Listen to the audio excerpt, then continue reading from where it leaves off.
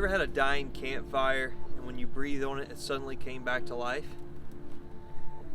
2 Timothy 1:6-7 says, "For this reason I remind you to fan into flame the gift of God which is in you through the laying on of my hands.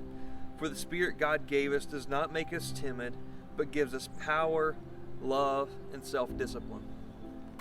You see, Paul was writing this letter to Timothy while he was confined in a cold dungeon in Rome waiting for his death. And he wanted Timothy to know that he needed to bring to life the gift that was inside of him. You see, Timothy was experiencing great opposition to his leadership and to his message.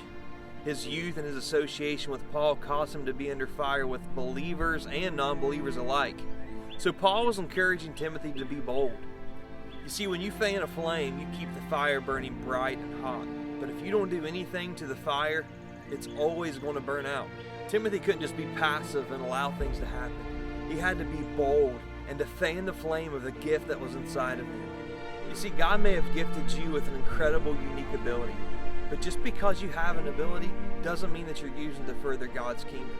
Sometimes we need that gift inside of us to be stirred up. The thing that I love about God is that He doesn't work His gifts through us like we're robots. He still needs our cooperation and our will to fulfill the purpose of those gifts that's inside of us.